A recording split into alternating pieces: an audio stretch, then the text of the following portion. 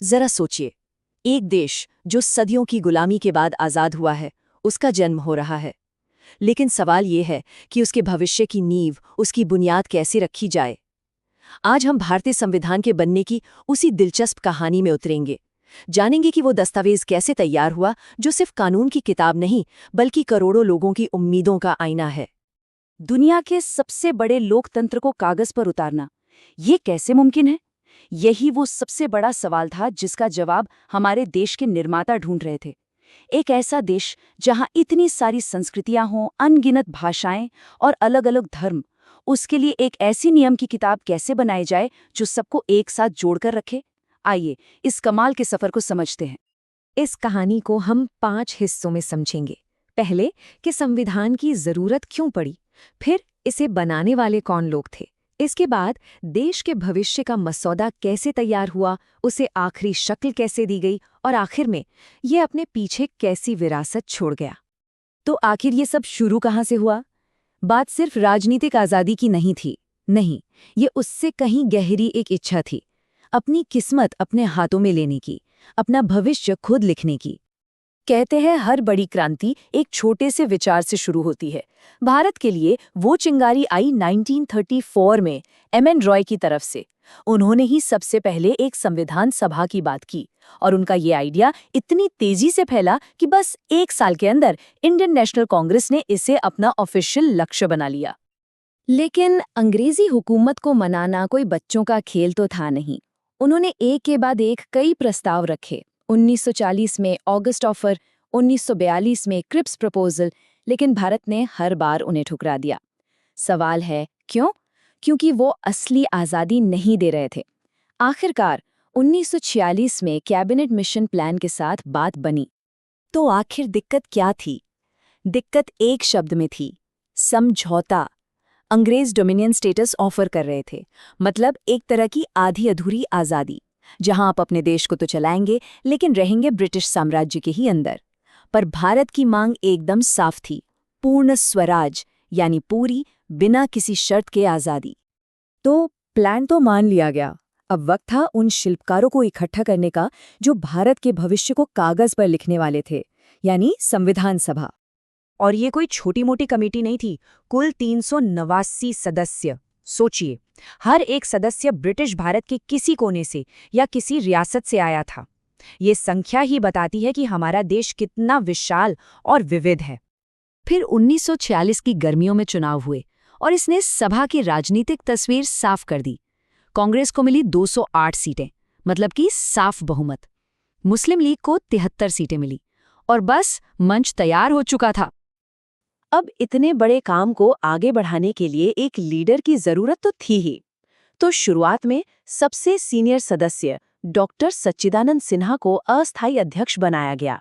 लेकिन फिर सभा ने डॉक्टर राजेंद्र प्रसाद को अपना पहला स्थायी अध्यक्ष चुना, जिन्होंने इस ऐतिहासिक काम की कमान संभाली। तो ठीक है, सभा बन गई, लीडर भी चुन लिए गए, पर उन्होंने ये किया कैसे? चलिए अब इस पूरी प्रक्रिया को करीब से देखते हैं। वो मुश्किल और लंबा सफर जिसमें देश का भविष्य लिखा जा रहा था। ये टाइमलाइन उस पूरे सफर की कहानी कहती है। 9 दिसंबर 1946 को पहली बैठक हुई और वहां से लेकर 26 नवंबर 1949 तक, जब आखिरी दस्तावेज को अपनाया गया, हर एक तारीख अपने आप में एक मील का पत्थर है। और जरा इन आंकड़ों पर नजर डालिए। ये कोई छोटा मोटा काम नहीं था। 2 साल 11 महीने और 18 दिन, मतलब लगभग 3 साल लग गए। इसके लिए 11 लंबे सेशन हुए और उस जमाने में 64 लाख रुपए का खर्च आया। ये आंकड़े ही बताते हैं कि ये मिशन कितना बड़ा था। संविधान को फाइनल करने का तरीका भी बड़ा व्यवस्थित था। जो ड्राफ्ट बना वो 3 रीडिंग्स से होकर गुजरा। पहली रीडिंग में उसे सभा के सामने रखा गया। दूसरी रीडिंग सबसे लंबी चली, लगभग 1 साल। इसमें एक एक क्लॉज पर, एक एक शब्द पर बहस हुई।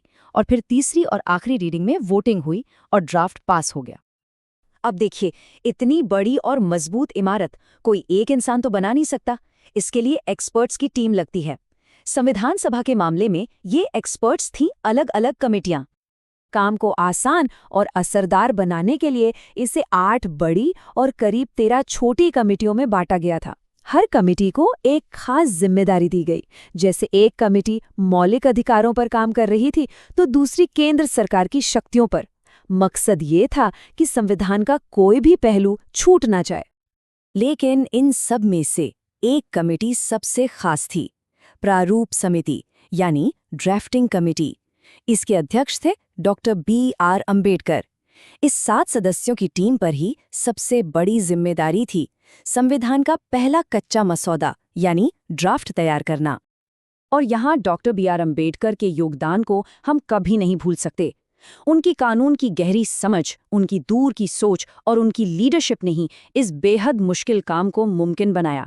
इसीलिए उन्हें भारतीय संविधान का मुख्य निर्माता या चीफ आर्किटेक्ट कहा जाता है। पर संविधान सभा का काम सिर्फ एक दस्तावेज लिखने तक ही सीमित नहीं था। उनकी विरासत इससे कहीं बड़ी है। उन्होंने सचमुच में एक नए राष्ट्र की नींव रखी। देखिए, संविधान लिखने के साथ साथ यही सभा उस वक्त भारत की पहली संसद की तरह भी काम कर रही थी। इसी सभा ने 22 जुलाई 1947 को हमारे राष्ट्रीय ध्वज तिरंगे को अपनाया। हमारा राष्ट्रगान और राष्ट्रगीत भी 24 जनवरी 1950 को यहीं अपनाया गया और उसी दिन डॉक्टर राजेंद्र प्रसाद को भारत के पहले राष्ट्रपति के रूप में भी चुना गया। और एक बहुत ही दिलचस्प बात, भारत का जो ओरिजिनल संविधान है वो प्रिंटेड नहीं है। जी हाँ, उसे टाइप नहीं किया गया था, बल्कि प्रेम बिहारी नारायण रायजादा नाम के एक कैलीग्राफर ने अपने हाथों से बहुत ही खूबसूरत लिखावट में लिखा था। ये सिर्फ कानून ही नहीं, कला का भी एक नमूना है। फिर आया वो ऐतिहासिक दिन, 24 जनवरी 1950।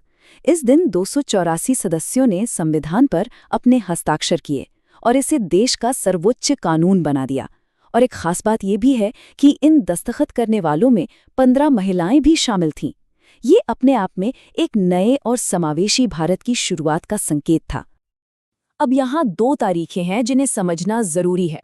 संविधान बनकर तैयार हो गया और उसे अपनाया गया 26 नवंबर 1949 को। इसीलिए हम 26 नवंबर को संविधान दिवस मनाते हैं।